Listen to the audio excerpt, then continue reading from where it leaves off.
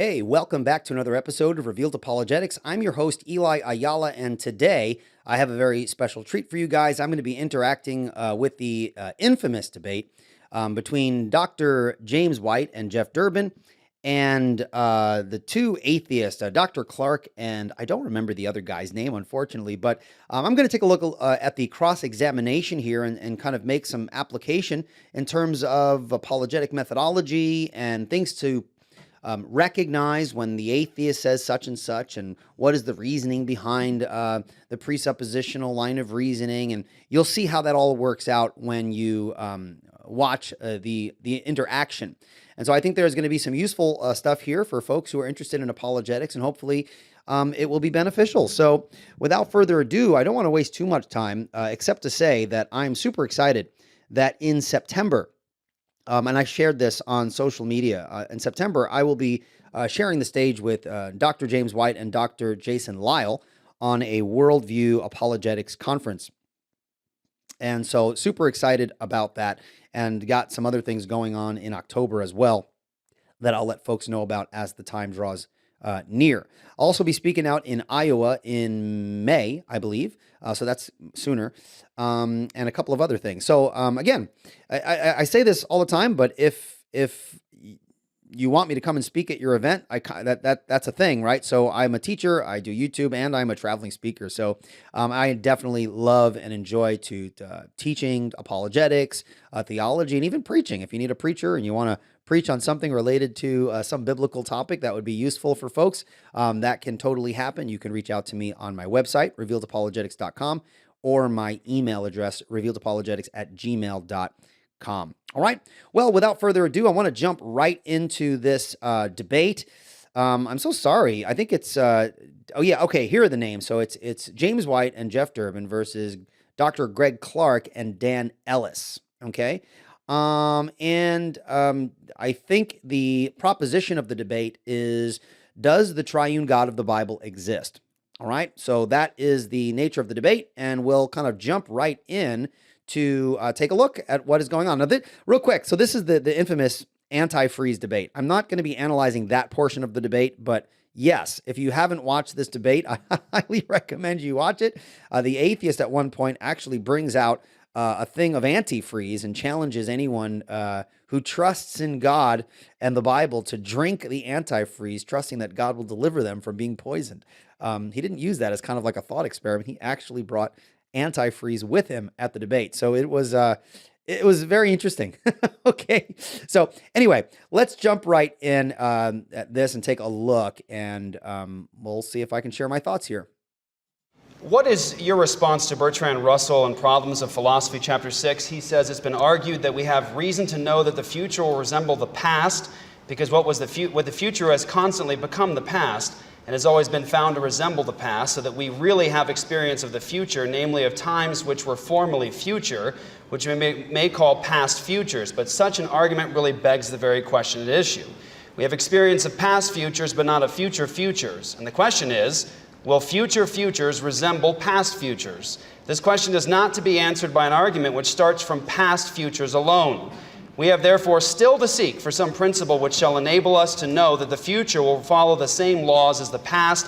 What is your response to Bertrand Russell, atheist, in Problems of Philosophy? All right. Well, that we start with a mouthful, but Pastor Jeff opens this clip here quoting a well-known atheist philosopher, Bertrand Russell, on the problem of induction. Now, we've covered this issue a bunch of times on this channel, and at its core, it's asking a simple but a very profound question, and that is, how do we rationally justify the principle of induction? Okay?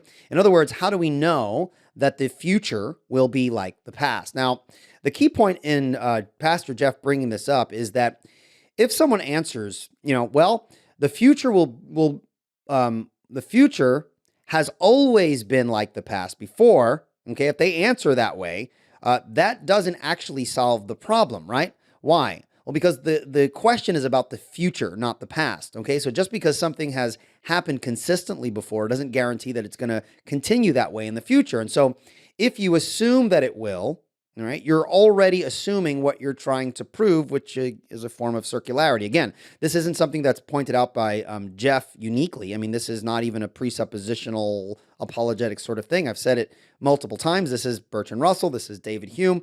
You need to answer them. Okay, and so this is why he's bringing it up. So Bertrand Russell, along with David Hume before him, right, points out that this is a major problem for anyone who relies on, say, something like empiricism, right? Where knowledge is derived from sense experience and, our senses and our experience, okay? So if knowledge comes from experience, I mean, think about this, okay? If you're an empiricist out there, then you cannot use past experiences to justify the assumption that nature will always behave in the same way. Why? Because that assumption itself is not something you can observe. It's not something you verify through experience. It's an assumption about the unobserved future. Okay, now this is important because a lot of people will appeal to the regularities of the past. I mean, I've read some of the comments on videos that I did on this topic. I've read the comments, well, it's never changed in the past. Yeah, that's cool. No one is arguing that, right? The question is about the future. How do you know that the future will be like the past? Okay, and what the assumption that it will be like the past is based on something unobserved, namely the philosophical presupposition that nature is in fact uniform.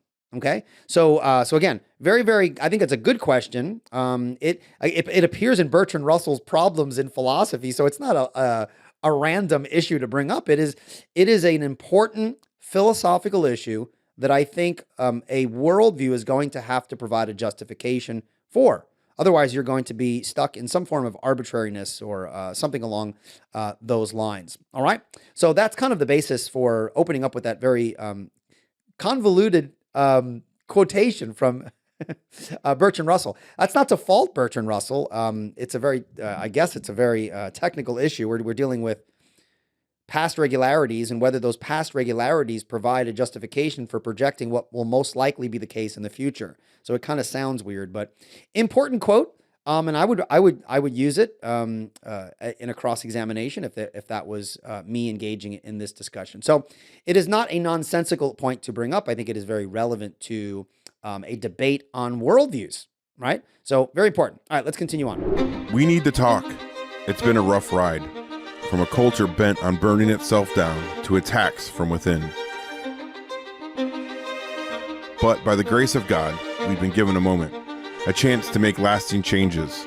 We can rebuild what's been torn down, but we have to build with what will last, the gospel of the kingdom. This April, let's sit down. Let's talk about what matters. And together, we'll build something that lasts.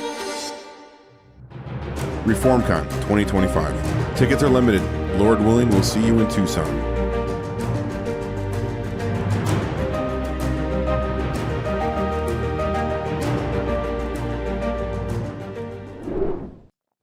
My first response is to you, and I remind the audience that the topic of this debate was not presuppositionalism. The topic of this debate was not for us to prove logic exists. The topic is, does the triune God of an inerrant Bible exist? And you'll notice the shell game that he's playing, even though I pointed out to this as the very first point. He's still going back to, my God is responsible for everything, and therefore if you even show up at this debate, I won. Please, right? That as Dan has pointed out, as I have pointed out, as you all laughed at Thor, you're not Mormons. I get that. That's the point, is you reject all of that stuff. And there's all these gods out here. So Okay, so a couple of things. So I think it's important to recognize that when Pastor Jeff brings up the problem of induction, right?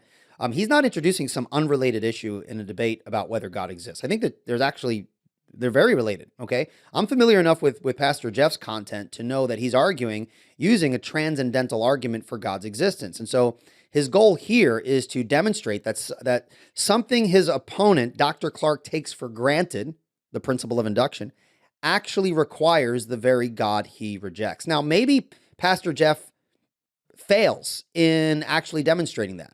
It's irrelevant.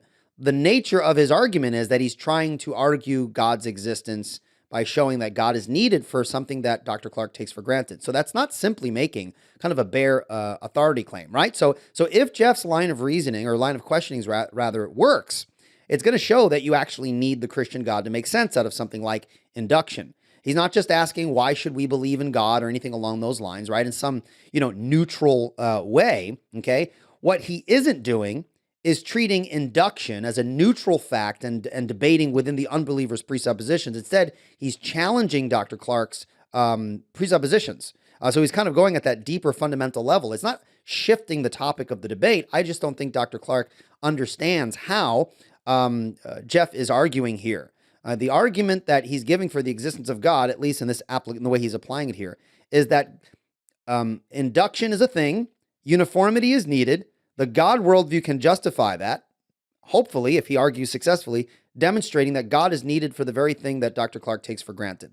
Okay? And so he's saying this. So let me summarize this. Ready? So Jeff is saying, Dr. Clark, you accept the principle of induction, right? Okay? You believe in science and you rely on it, right? This is science and induction. They go together like peanut butter and jelly, right? They go together. You can't have one without the other, right? But again, science presupposes the principle of induction. And so what Jeff is doing is he's saying that my argument is that the principle of induction itself requires the Christian worldview. So unless the God of the Bible actually exists, you have no rational foundation for the very things you take for granted. Okay, that's what he's arguing. And that is an attempt to demonstrate the necessity of God, whether you think he does it successfully, whether you like the argument or not. But the point is, he's not simply making an assertion. There is an argument tucked away in what he is saying. Okay, so if Jeff successfully makes his case, then this would be a demonstration of the truth of the Christian worldview and hence the existence of the triune God, which is the very proposition of the debate. Now, I think one of the biggest misunderstandings about the transcendental argument is that people think it's an attempt to avoid evidence, right? And this is kind of the ignorant, the ignorant critic who doesn't understand the nature of a transcendental argument. Oh, you're just bringing this up because you don't want to talk about the evidence. No, that's not the issue at all. Okay, the nature of the argument is simply asking a more fundamental question than the simple, show me the evidence, bro. Right? It's asking something at the foundational level, which a lot of people just don't either want to go there or they're just not used to actually talking about their foundations or the things they simply take for granted. Okay, when we speak of evidence, for example, I mean it's more fundamental, right? What worldview makes sense out of the concept of evidence itself? What are the necessary preconditions for the meaningfulness of even evidence at all? That's a more fundamental question. As a matter of fact, what worldview provides a justification for the very meaningfulness of evidence itself is a logically prior question to give me the evidence, right? Show me evidence for God's existence. No, the question of whether evidence is even intelligible is logically prior to simply just giving evidence. We're asking a more broader question, okay? And so again, in a sense, Jeff is offering evidence, but it's not evidence in some neutral fashion, some independent sense, right? Instead, his argument is that without the Christian worldview, you actually undermine the very foundation of science and reason. And so the unbeliever, even in his attempt to argue against Christianity, is borrowing from the Christian worldview in order to make a rational argument in the first place, okay? So that's kind of what's going on here, all right? And I don't think that Dr. Clark is even understanding the nature of the argument that is being presented to him. The question is not, does inductive logic work? The question is, does... Right, and so Pastor Jeff is not asking whether inductive logic works. He's asking you, how do you justify the use of induction from within your worldview? The triune God exists of the Bible. Dr. Okay? Clark, so do you have an answer? That said, I just want to remind everybody what the debate actually is supposed to be, and so far they've continually avoided. Dr. Clark, do you have an answer, sir? Inductive logic is imperfect, and it does not provide 100%. So you have no certainty. answer to Bertrand Russell's problem of induction? My answer is inductive logic is not imperfect. I didn't say inductive logic, sir. I said the problem of induction, the uniformity in nature, not merely inductive logic. God Bertrand- did it provides no explanation whatsoever that's not already in its assumption, and one could just as well say Godzilla did it. And if you want to Right. So when you try to demonstrate uniformity, you're going to have to presuppose uniformity even in your defense. Okay. But of course, this boils down to the issue of whether a presupposition can be justified. And of course, if you reject the ability of justifying a presupposition, that is to indirectly reject the very possibility of transcendental argumentation. For the transcendental argument seeks to demonstrate the presupposition, the ultimate presuppositional foundation of a worldview, right? So we believe that you can justify a presupposition. Right? People say, well, you can't justify a presupposition. Yeah, you can. And the way that you try to do it, okay, is via a transcendental line of reasoning or a transcendental argument. Okay. So again, he doesn't understand the nature of the argument being presented. Now, I'm going to rewind it a little bit. He said something about Godzilla. We'll take a look at that here. And it does not provide 100%. So you have no answer certainty. to Bertrand Russell's problem of induction. My answer is inductive logic is not imperfect. I didn't say inductive logic, sir. I said the problem of induction, the uniformity in nature, not merely inductive logic. God did it provides no explanation whatsoever that's not already in its assumption, and one could just as well say Godzilla did it. And if you want to explain why Godzilla didn't do it, then go right ahead. But that answer is self-referential and empty. Right. So if you're going to say that Godzilla is okay. So what Dr. Clark is doing here, he's offering what he thinks to be an equivalence, right? Saying that God is the necessary precondition for logic, induction, uniformity. That's no different than saying that Godzilla is the necessary precondition for those very things, right? But again, this is based on a fundamental misunderstanding of the argument, okay? By the way, you could play that out. You could say, okay, well, if you think that Godzilla does in fact provide the necessary preconditions for induction, let's kind of see how that works. Now, here's the problem when you posit something like Godzilla, okay? I can't believe I'm talking about Godzilla. I mean, I'm more of a King Kong guy myself, but Godzilla is, if you guys saw the new Godzilla that won like an Academy Award, that was actually pretty awesome. So props to Godzilla fans. I am a fan of Godzilla. I'm just more of a King Kong person myself. But anyway, look where I've gone off topic here. Dr. Greg Bahnsen was a renowned Christian apologist, philosopher, and seminary professor, and his life's work is now at your fingertips with Bahnsen U. Bahnsen U aims to bring seminary-level education to every Christian anytime, anywhere, absolutely free. Gain access to over 140 courses covering theology, apologetics, eschatology, and law, featuring sermons, seminary lectures, and more from the legendary Dr. Greg Bahnsen. Now, if you sign up today at apologiastudios.com and join over 13,000 users already benefiting from this incredible resource, you will not regret it. And soon, they're expanding with Bahnsen U Plus and Bahnsen U Live, bringing fresh supplemental learning and real-time engagement. Again, go to apologiastudios.com and start your journey today. All right, so if you want to say that Godzilla provides the necessary preconditions for the very foundation of the inductive principle, and he provides a foundation for the assumption of uniformity and so forth, okay? You're going to run into problems, okay? Because if you play that out, you're going to find very quickly upon analysis that Godzilla is a material and contingent being, okay? As he is conceived in the hypothetical here. I mean, he is a mythical character, right? But let's suppose he wasn't. He would be a material and contingent being, right? He exists within the physical universe. And if that's the case, he's also subject to change like everything else in the physical universe. And so Godzilla on such an example would not be transcendent. And so if something is dependent on the universe, it cannot be the ultimate ground for anything, let alone the necessary and unchanging truths like logic and uniformity and so forth, okay? Godzilla is not and cannot, given his metaphysical makeup, cannot be the foundation or the necessary foundation for reality, okay? If Godzilla is a contingent being, meaning that he could fail to exist, then he can't provide the necessary precondition for things that must be universal and invariant. Now, you might turn around and say, well, wait a minute. Okay, what if Godzilla is invisible? He's non-material, he's timeless, he's unchanging, he's immutable, these sorts of things, right? Once you turn around and say that, though, at that point, there's another problem, okay? because to change the characteristics and attributes of Godzilla, okay, is an entirely ad hoc move, right? You would have to start adding attributes to this hypothetical Godzilla until what? Okay, until this new Godzilla is, okay, transcendent, he's beyond space and time, immutable, he's unchanging, ontologically sufficient to ground universal conceptual laws like the laws of logic.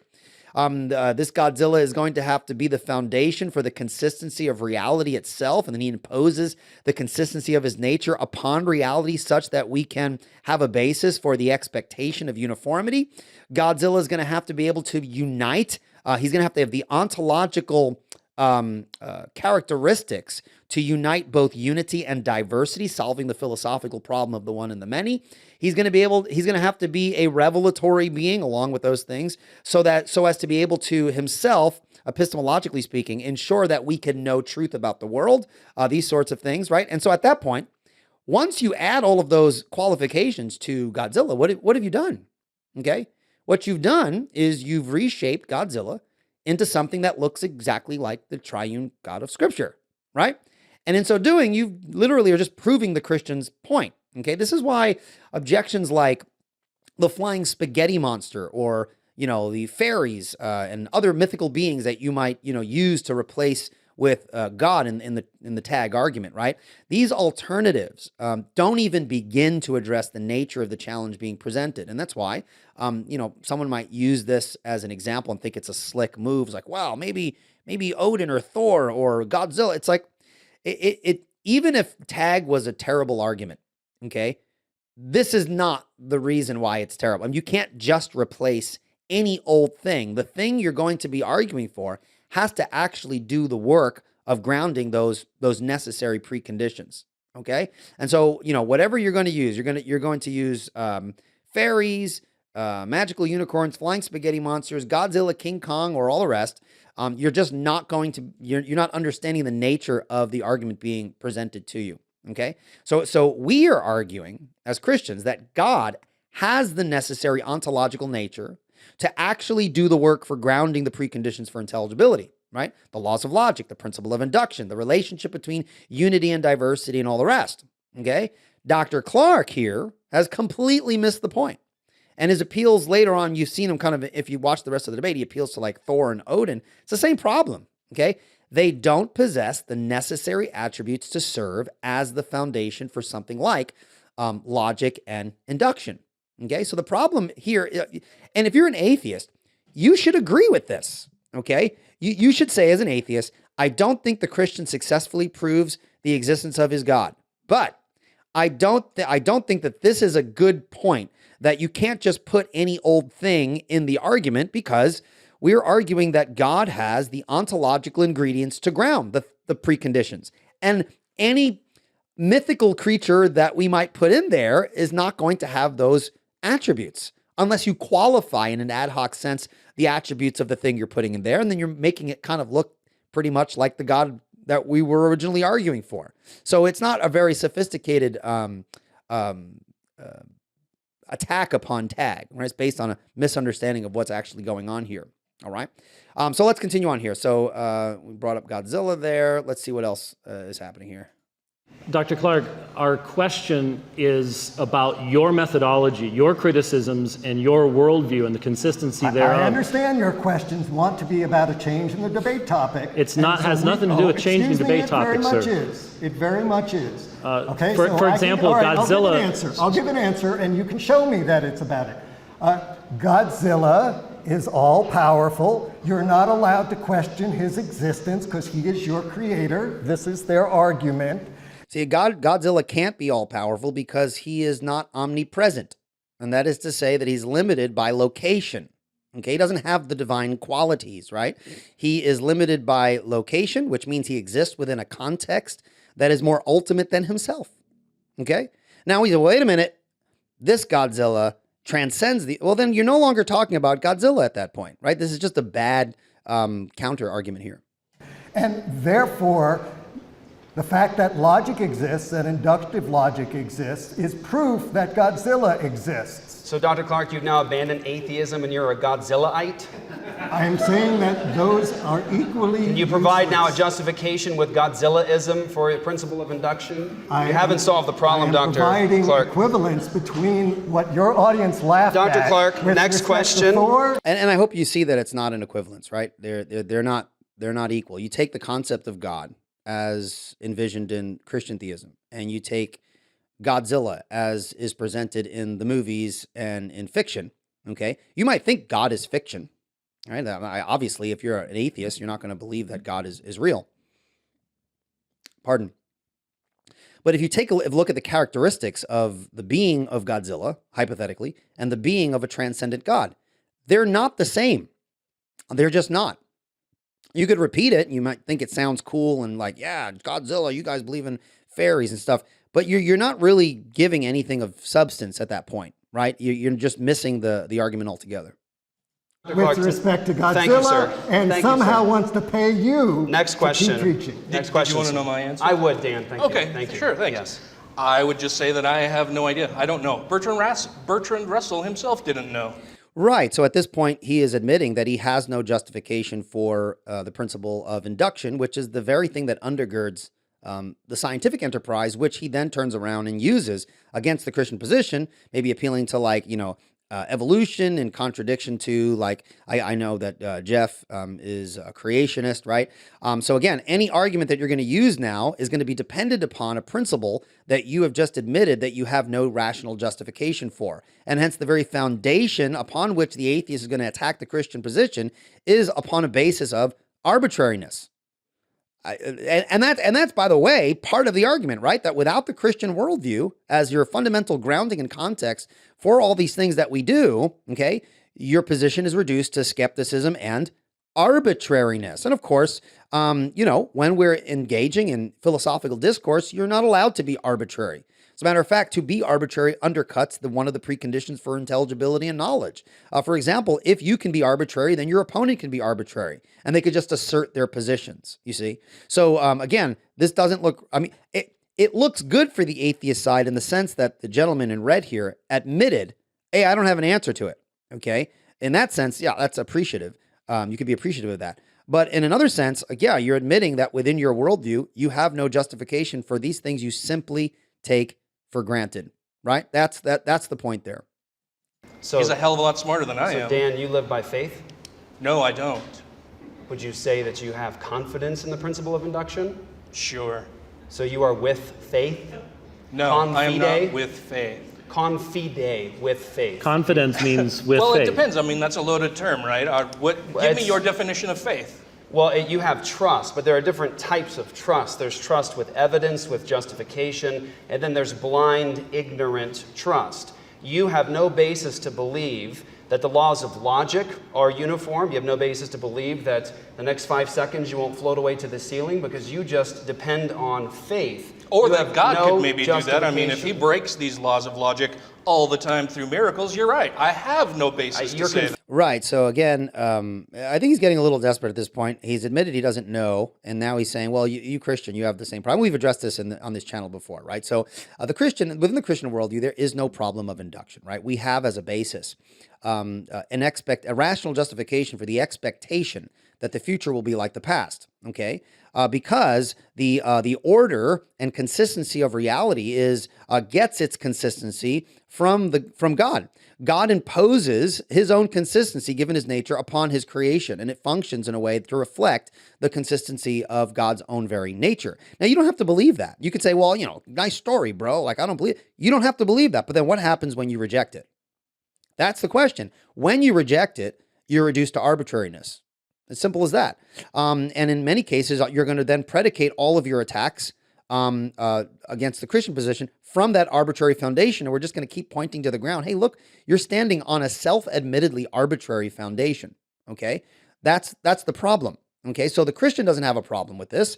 We, within our worldview, have a basis and a rational justification for general uniformity. We have a basis to expect the future will very likely be like the past. And we have a worldview basis and context to understand that even in light of the general uniformity that God imposes upon nature, that there is the possibility of miracles. You see, within the Christian worldview, miracles are not random. The God doesn't just randomly do miracles. If he did, then yeah, you would have an issue there. We wouldn't be able to make predictions. But that's not how that's not the Christian worldview. God in the Christian worldview is not, what's the term? He is not capricious. He's not random. He's not arbitrary. Now, you might think, if you're a skeptic, you might think that God is arbitrary, but that would be an external critique, right? Just because you can't see why would God do this, that, or the other thing, doesn't mean that God doesn't have reasons for what he does. And when you come from within the Christian worldview, the way miracles function within the Christian worldview, they're just not done randomly. Okay. And then this is why in the Gospel of John, for example, they're not called miracles, they're called signs, because signs point to something. They were done to accomplish specific purposes, not for God to play tricks on people and randomly make axe heads float and then sometimes make them drop. And then randomly you float to the ceiling. And then sometimes it's not this kind of haunted house where things are just kind of random and chaotic. Chaos is the unbelieving worldview. Okay, it's the unbelieving worldview. It says we live in a random universe. Well, no, Eli, we don't live in a random universe. We live in a universe, and we've observed a general consistency. Sure, you can say that, but you have no basis as to why nature is consistent in the way that we observe it, right?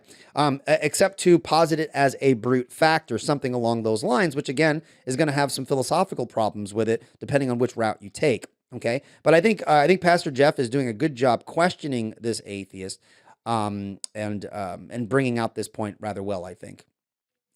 You're confusing categories. When you talk about breaks laws of logic with miracles, what we're really talking about with miracles is the uniformity in nature. And now you're borrowing again from our worldview, so I ask again, you depend on the uniformity in nature for miracles to be odd events. What we say is God is sovereign and he imposes uniformity upon creation. Therefore, miracles are strange with the triune God of Scripture. We're supposed to see dead men rising and go, that's weird. In your worldview, weird things happen all the time. Fish become philosophers. There's all kinds of strange occurrences. No, they don't. Humans become philosophers. Well, you do believe...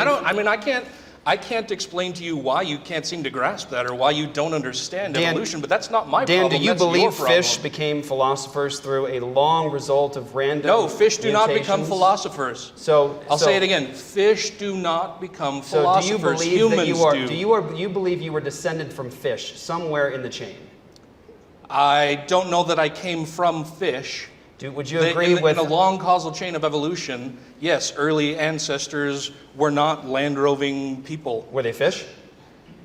Were my ancestors fish? Yes. Yes, so were yours. So you do believe your ancestors were fish? Yes. So we have that down now. Good, thank you, Dan. You're very welcome. Dan, do you... All right, okay, so there you go. So granted, Pastor Jeff is not a scientist. That doesn't mean, you don't have to be a scientist or a PhD, biologist to understand the basics of evolution. I think while Pastor Jeff was kind of summarizing, fish becomes philosophers, there's obviously more involved in that. But he's kind of generalizing here. But again, the atheist kind of concedes the point in a roundabout way. So I think that was a funny moment there.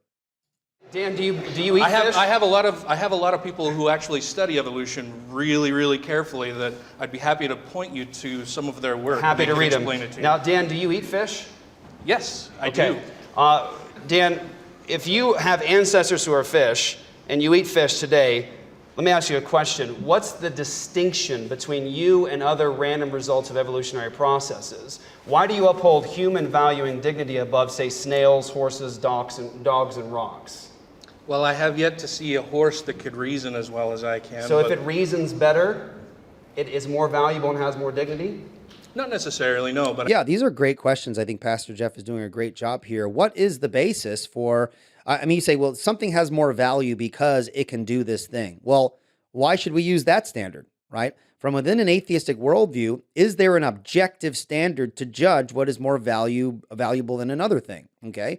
Especially when you're dealing with kind of the issue of moral absolutes, which I think is kind of where they're going to be shifting to, right? What is your objective basis for moral values and duties? Okay, I mean, many atheists have bit the bullet and say there are no objective moral values and duties, but then they turn around and then they appeal to objective moral values and duties when they decry some perceived evil or injustice. So again, very important to kind of highlight these kind of inconsistencies at this point. I think Pastor Jeff is doing a good job doing that here. But I think it holds more weight, right? Like, I think you would also say that a rock isn't as important as a human being or anything else, Because right? it's not the image of God, I would It's say. a rock. Yeah. Oh, a rock is, I'm sorry, say that again?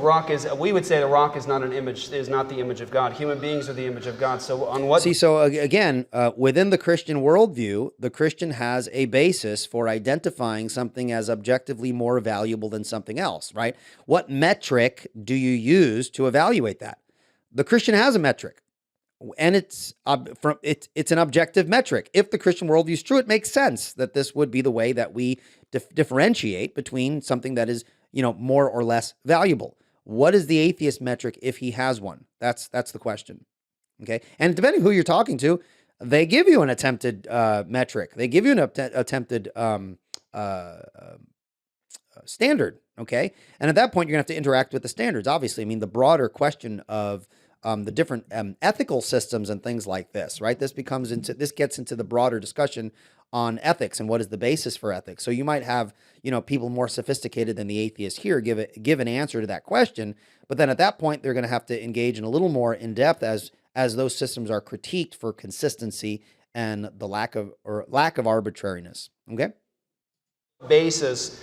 Well, let me ask it this way. You say if it reasons better, it has more value. What if a segment of humanity grows large and draws a smaller circle around themselves and say, we reason better than your group, therefore we'll exterminate you? Are they right for doing that? I think we would need to be able to have a way to test those claims, and they would have to be able to demonstrate that their claims are more correct. So That's how we do that. It is possible for a segment of humanity to draw a smaller circle around their group and exterminate other groups. Not only is it possible, we see it happen way too often. Right. Is it wrong? Yeah, I believe it is. Is it absolutely morally wrong? Tell me what you mean by absolutely Is it an morally ought wrong. that exists outside of my own preferences and my own likes and dislikes? Is it something that's true whether I like it or not? Well, as I've said, I believe that the laws of logic exist. We're talking about ethics, Okay. not laws of logic. Okay, are you saying that is there an absolute ethical standard in Let me ask you- some ultimate could I quote you? ethical standard, You right? specifically said, we don't need an invisible sky fairy to tell us we are to be good to each other. So given that Stalin and Mao were both atheists and were responsible for hundreds of millions of deaths, why didn't they need a sky fairy to tell them what to do in light of what you're saying? Is there an absolute moral standard that says Auschwitz was wrong? That Mao was wrong? I do not know if there's an absolute moral standard that says Auschwitz was wrong. So how can you condemn them? But you've not offered us any evidence for that claim. You've simply asserted that your God exists. Right. So these are great lines of questioning here. How can you condemn Nazi Germany during the Holocaust if you don't have a basis for objective right and wrong? Okay. I don't see how, unless he's going to put forth some kind of ethical system that he thinks justifies that, he's going to have to bite the bullet and be like, well, I mean, I think they're wrong, but in an ultimate sense, they're not wrong, which a lot of people obviously don't want to admit that because it doesn't look really good, but bite the bullet, right? Bite the bullet. I think you should bite the bullet. If there was an empty, what is if the there was evidence of the existence? okay, you can for your God? ask us those questions when it's your turn. Sure. But when you say what you said right now, do you not see a difference between our saying that there is an empty tomb that was prophesied beforehand, and the one who came out of that tomb gave us his law, and your argument for Godzillism? That's not my argument. Oh, okay. So there's a division on the other side. Okay. Well, there is a fundamental difference, right? I mean, again, you don't have to believe in the resurrection. You don't have to believe that there's an empty tomb, but it is very consistent for the Christian to affirm that there is an empty tomb, Jesus Christ is Lord, the triune God exists, and there is a basis to identify and declare something to be objectively, right or wrong, okay? On the worldview where Godzilla exists, what is the justification? On a worldview where Godzilla doesn't exist and have that feature that was mentioned before, what is the basis? Okay, and this is the issue of thinking more broadly. Right, a lot of people have to learn how to think at a more broader perspective. Okay, they fail to see that the things that they assert exist within a worldview context. Okay, it seems that the atheists here are not, as Van Til said, epistemologically self-conscious. They're not aware of their own epistemology and their own metaphysical assumptions. Okay, and so you have on the one hand two Christians who are very epistemologically self-conscious and two atheists who are unable to think at that more foundational level. And of course, it shows. It shows. If you, All right. if you didn't strum my position, all right. or tell me what my position Dr. is, Clark's you're welcome to position. ask me what it is. And it didn't help that the atheist there didn't agree on Dr. Clark brought a critique, and then of course Dan Ellis here is in disagreement there. So you have kind of an awkward, partners working together, but they don't even agree on a point there. Okay. That would be great. Okay. So, may I ask? Go ahead. Okay. So another question, since off the issue of the uniformity in nature and the principle of induction, what are the laws of logic and how are they justified? There's the law. Let me look them up here just so that I don't mess up. I don't think Pastor Jeff is asking what are the laws of logic as though he wants him to list them, right? Like the law of identity, law of non-contradiction, law. I think he's asking more kind of ontologically, like metaphysically, like what are the laws of logic? Let's see what he says here. You don't have to go through the different distinctions in laws and categories, but what are they in an atheistic perspective? We argued in the opening statement that the laws of logic reflect the thinking of God. God is unchanging. God cannot lie. Therefore, God cannot engage in logical contradiction. We have a principium, a reference point, a standard outside of ourselves for universal, abstract, unchanging laws of thought that God imposes upon creation and expects us to think about. What is your justification, Dan? I'm saying that you don't have justification for that, or at least you haven't demonstrated it.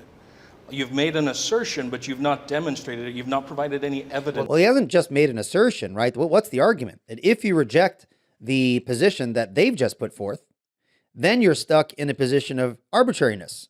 And that has actually been, I think, demonstrated, at least in this interaction, in terms of induction. So anything that the atheist is going to require of Dr. White and Pastor Durbin is going to come from a foundation that is admittedly arbitrary. So it's not going to actually help.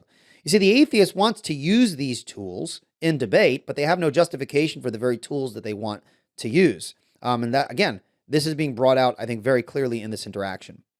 Well, Dan, respectfully, you can ask that question, but what is your I'm justification? not asking a question, I'm making a statement. Right. You're asserting that this is the case. You have yet to offer any evidence for that. The question being asked of you in cross-examination right now is what are the laws of logic from an atheistic perspective and how are they justified in your world? Right. Are they purely material? Are they linguistic constructs that describe the consistency of reality? What are their nature? That's really the question that's being asked here, right? It's a more deeper philosophical question. It's not just asking you to list the laws or make the statements of like law number 1, law number 2, and so forth. They're justified under my worldview because they comport with the reality in which I find myself. Are they material in nature? No, I don't believe so. So laws of logic are not material in nature. So No, numbers are not either. So very But good. they So exist. okay, so you do believe there are immaterial aspects to reality. There are abstract concepts with which we can think about how the world works through using those abstract Are these concepts. abstract yes. concepts conventional in nature? Tell me what you mean by conventional. Do in we nature. determine and stipulate as humans what these laws of logic are? Are they conventional? We determine what they are. I don't understand your question still. Laws of logic, do they exist? Are they real? I just told you I think they're abstract concepts. Okay, are these abstract concepts things that humans by convention have merely stipulated, or are they things that exist? Would they be as- true without human beings? There you go. I believe that they would be. Yeah, I believe that they would be here whether human beings were here or not. But, I mean, if they were here and no human was around to observe them, then it's a fun thing to think Thank about. you, Dan. No, I appreciate that very much. So what would be your justification for appealing to immaterial abstract universals, given your materialism? Can you ask me that again? Sure. As an atheist, I assume you're a materialist? Yes. Okay, so you believe Right. So he affirms materialism. Okay. Reality is matter in motion, yet he then appeals to abstract realities, right? Mathematical truths, laws of logic, and so forth. And so this is where there's the tension. I think it's precisely what Pastor Durbin is trying to bring out. On the one hand, you affirm materialism, yet on the other hand, you affirm the existence of these non-material abstract entities like number, logical truths, and so forth. So again, I think this inconsistency is being brought out beautifully here. all that exists is matter. That's all that I've been able to have any demonstration for. Okay, so its on what existence, basis yes. are you holding to immaterial laws? Because you just said you believe the laws of logic are immaterial. So Yeah, where do they come believe, from? I believe numbers are immaterial also, but I also We believe agree. that they are useful and exist And we agree. And Then we where do they believe- come from? Yeah, so where they come from? from human thought. So there are conventions? They are merely conventional. What do you mean by merely conventional? Human beings convene and stipulate what a law of logic or a law of arithmetic is. No, I just told you that I believe the laws of logic would be around, whether humans created them or thought of them or were around to Thank you. recognize No, them or I not. appreciate that. If I could ask Dr. Clark a quick question. There was criticism made of, you said they didn't even try to address the Trinity. Dr. Clark, did you read my book on the Trinity? I did not read your book. Okay, all right. How much do you sell it for? I'm surprised. Well, you know, if someone had a I'll copy, accept a free copy. someone had a get you a copy out copy. there, we'll be happy to get you a free copy. All right, here's another issue, and this is not with all atheists, obviously, right? You have very intelligent atheists who are they debate with integrity in the sense that they read the opponent's side, they understand the opponent's position. I don't get the impression that this is what was done on the atheist side in this debate, right? There is clearly an ignorance of the issues in general, and specifically where Pastor Jeff and Dr. White are coming from. Okay, this is the issue. If you go into a debate and you're not familiar with your opponent's position, I mean, or at least you try to be. I mean, you maybe read something or whatever. I mean, what are you doing? All right. I think the ignorance of the atheist here is showing. Now, I'm not. This is just a cross-X here, so I don't remember what he said with respect to the Trinity. But obviously, Dr. White has written an entire book on the Trinity. Whether you like his books, whether you don't, whether you believe in the Trinity or not, I think it's incumbent upon the opponent to actually engage with what Dr. White has put out. And of course, I don't believe that Pastor Jeff has written anything, but I mean, he's got lots of material online, so you could know what they believe about those issues as well. So again, very, very fascinating to see that one side is clearly prepared, and the other side really didn't do their homework. Copy, that's not an You issue. know how many books I had to, how many versions of the Bible I had to plow through? Like, I thought that was a sacrifice enough, but So whatever. So when we say the triune God of Scripture is important in this debate, you stood somewhere in walking around up here, you stood there and talked about, well, it's three, it's one, it's three, it's one. Do you not understand even what we're saying when we say the triune God of Scripture? I actually would appreciate clarification of what that means. Okay, so this is great. So I think Dr. White is doing a great job here. Obviously, he is an expert debater here. He has identified, in other words, Dr. White often says in his debate, excuse me, sir, and then, across the stage, the person he's debating, do you hear me saying? And then he'll say something, right? So as to identify whether the opponent is even understanding the nature of the position that he is critiquing. And what I appreciate here about Dr. Clark is like, actually, I do need some clarification there. So that's great. Okay. Obviously, if you're going to bring up the Trinity, you probably should know what the Trinity is before the debate. But since you didn't, it's the second best is to ask for clarification here. So I thought that this was a great line of questioning by Dr. White and a good point of honesty there for Dr. Clark. You may know, Thomas Jefferson thought, not that I'm quoting authority, but it's a good point and I'm giving credit, was that actually it's hard to make sense of it. And I tried actually to have this discussion, as you know, because you probably know, because Jason actually forwarded my emails to you, trying to get a handle of what the triune God. And I will freely admit, I started off thinking that I would be able to get a better handle on it than I did, and I failed. Could I ask if most of your interaction with religious people has been here in Utah? Of course not. No. So you're from someplace else? I am. All right, so this debate took place in Utah. Why do you think, now let's put our thinking caps on, why do you think Dr. White asked that question? I mean, I'm not sure if he's going to explain it, as I'm kind of just in real time engaging with this. What kind of people, what religious group is typically associated with Utah? Well, of course, the answer to that are Mormons.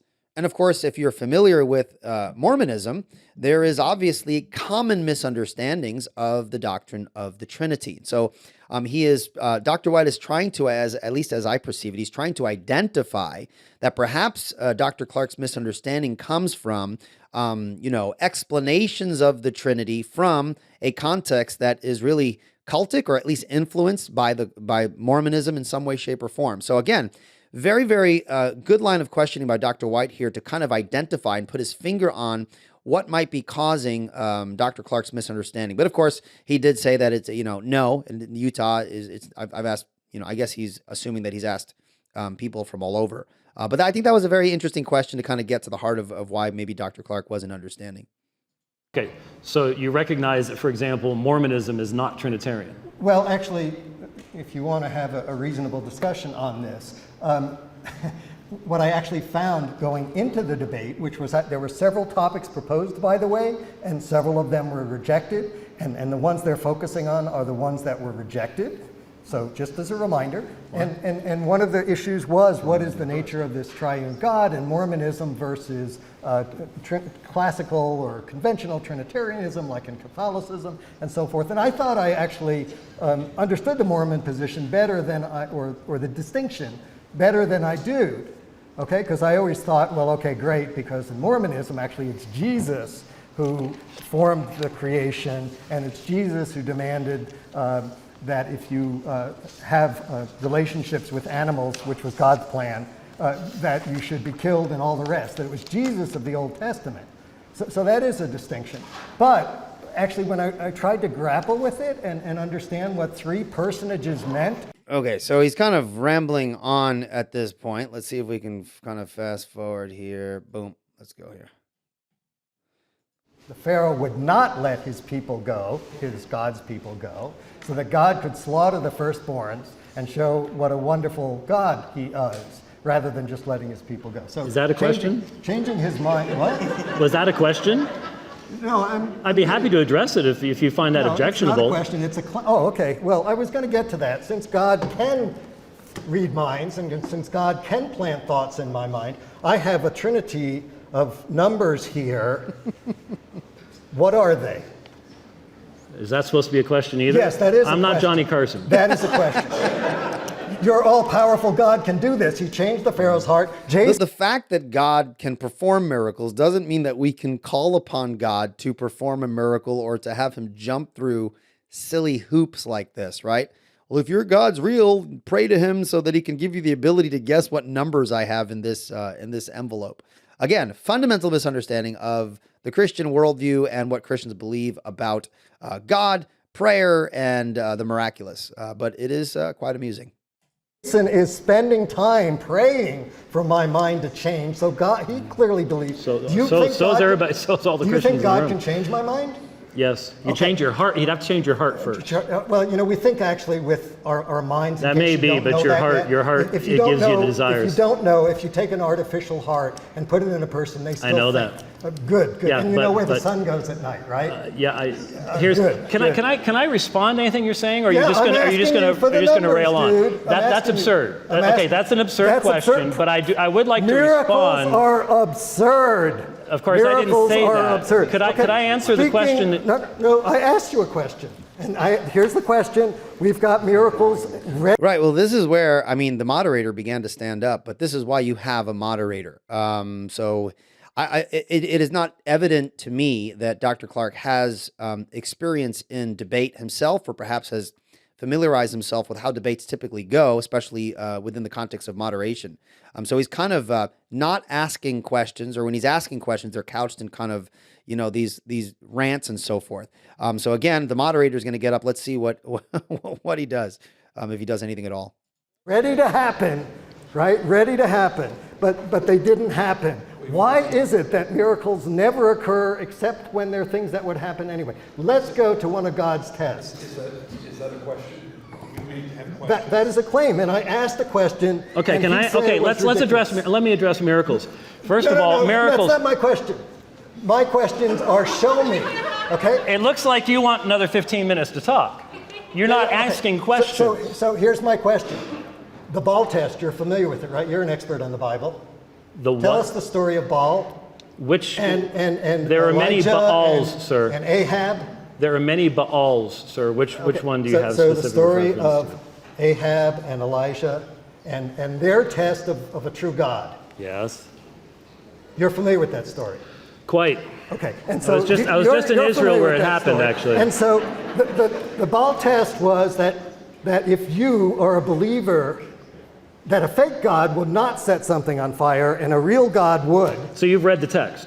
Yeah, I have read the text. And so okay, I asked so you, can I answer you now? Can I answer? Well, just real quick. So the story with Elijah and the prophets of Baal. Well, you don't prove your point by saying, well, if God did this in the Bible, he has to do it now, right? Again, God is not a little dog that we can kind of beckon and make him do tricks for us, okay?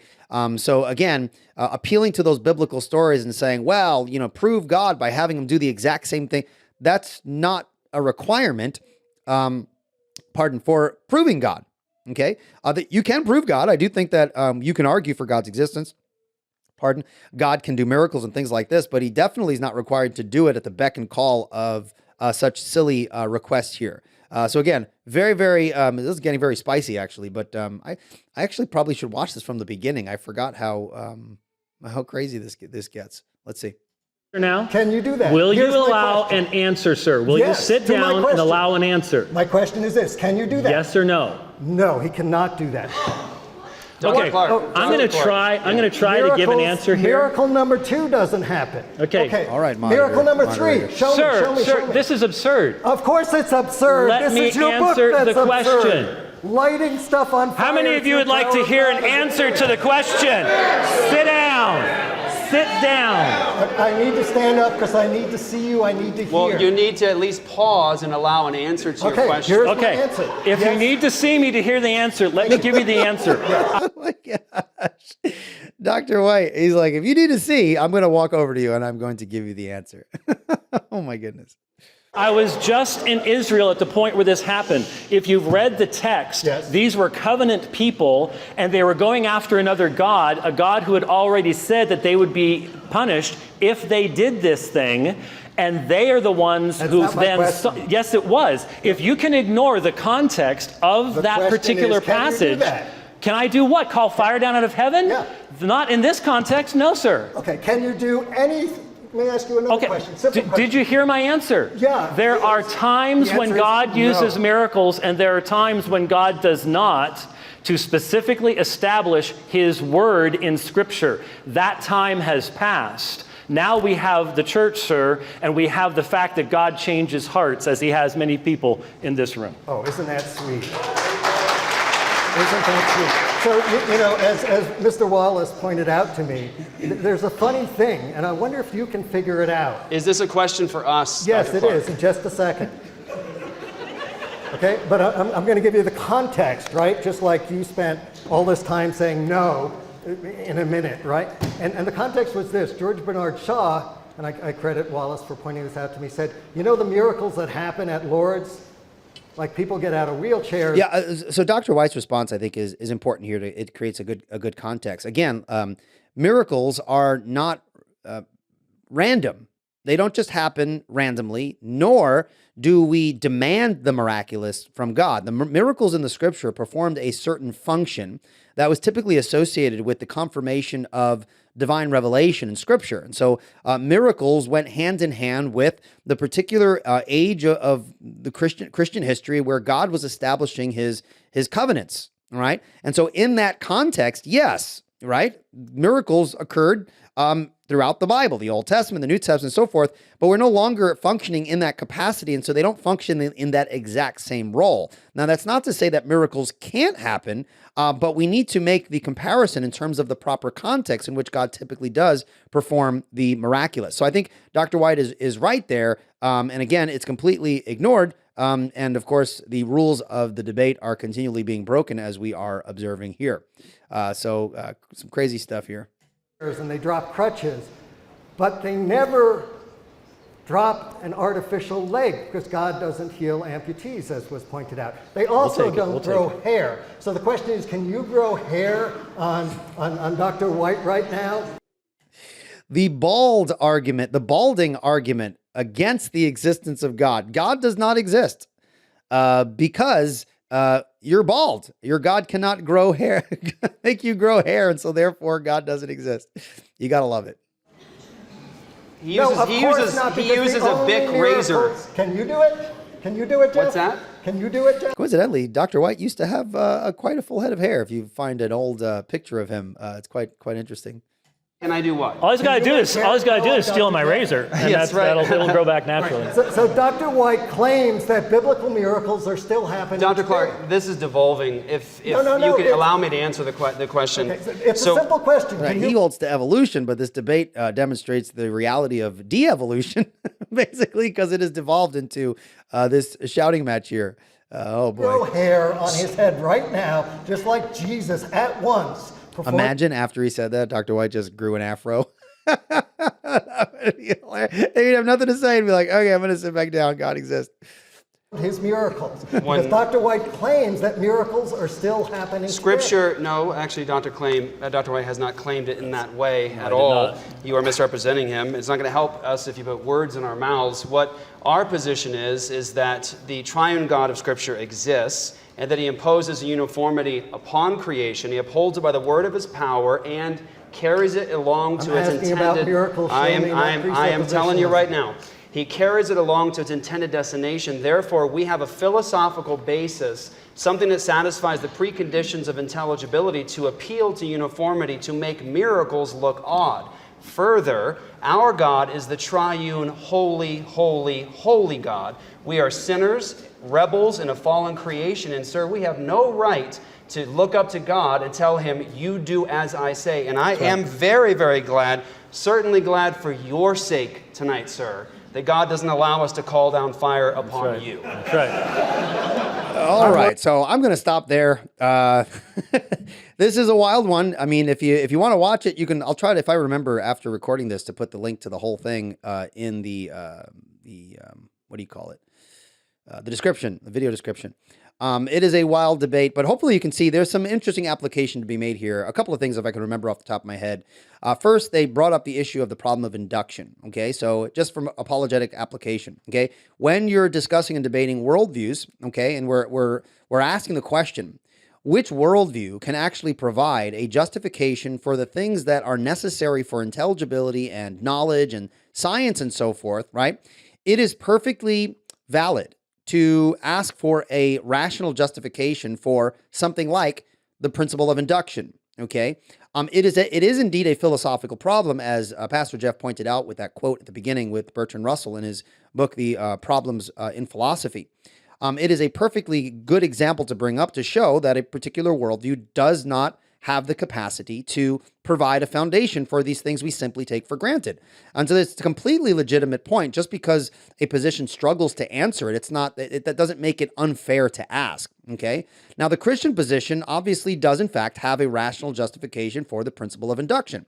The atheist might not like that attempted justification. They might not like the Christian worldview, but that's pretty irrelevant as to whether or not the Christian worldview does in fact provide a rational justification for that very essential presupposition that's required to even do science, okay? So again, I thought that was very well done. The humorous idea that the principle of induction can be accounted for just as easily by positing Godzilla. In other words, to posit God is arbitrary, so arbitrary, in fact, that I can turn around and say that Godzilla grounds the principle of induction and uniformity of nature and so forth. Again, this fails to see the nature of the philosophical challenge that is being put before the atheist position. right? God, ontologically speaking, has the attributes that would, in fact, ground these, what we call these necessary preconditions. Godzilla does not, unless you ad hocly qualify what you mean by Godzilla so as to change his attributes from what we typically understand for Godzilla to be, given the movies and things like that. You ad hocly add attributes to Godzilla in such a way that he simply just has the characteristics of the God we were originally arguing for. Again, instead of vitiating against the Christian position, it's actually helping the Christian position and actually demonstrating the very point that we wanted to get across to begin with. Okay, the issue of the laws of logic. On the one hand, Dan Ellis, the other atheist gentleman with the red shirt there, on the one hand, he asserts that he is an atheistic materialist, yet on the other hand, he turns around and posits the reality of things like immaterial abstract laws of thought, or things like immaterial abstract numbers and things like that. And so Pastor Jeff, I think, is correct in challenging Dan and the atheist in general there to justify that. How do you make sense out of all that exists is matter in motion, yet you turn around and you also posit the idea of something immaterial like abstract entities, abstract objects? Again, excellent job in exposing the inconsistency there. And lastly, the issue of miracles and things like this. You do not sufficiently argue against the Christian position simply because God won't bow down to your request to jump through the hula hoop that you've set before him, right? That's not how it works, okay? Given the biblical testimony, miracles happen within a particular context, and there's a reason why during the establishment of Scripture in the Old and New Testaments, you saw the miracles that occurred. They weren't random, they weren't arbitrary, there was a reason and purpose. It was confirming divine revelation and so forth, as Dr. White pointed out. There's a reason why you see miracles occur in that context, but you don't see them occur in the same way today. That is not to say that we don't believe that miracles can't happen, but they definitely don't serve as in the same function as they did in the period of God giving divine revelation. All right. So keeping this all in mind, there's some great application to be made here. Obviously, I do not think that Dr. Clark and Mr. Ellis are the best representatives of the atheist position. There's obviously far more reasonable and rational and more sophisticated atheists that would have probably functioned better as opponents for Pastor Jeff and Dr. White. But just generally speaking, I think there is still some useful content to draw from this discussion, and I hope that my brief commentaries and points here have provided some usefulness there. And the parts where I didn't comment on, I hope you just enjoyed listening to listening to this. You got to say, on the one hand, it's sad, right? But on the other hand, it's really hard to kind of walk that fine balance between like, this is really sad, and at the same time, it's quite entertaining. Just to see someone jump through the hoops just to reject the God which the Bible says they have a knowledge of, right? And I have no problem affirming that. That's what the Bible affirms. And so in apologetics, our job is to expose the knowledge of God that a person has in their heart of hearts. And I think that was beautifully done in this context here. All right. Well, that is it for this video, guys. Thank you so much for joining me here. And until next time, take care and God bless. Bye-bye.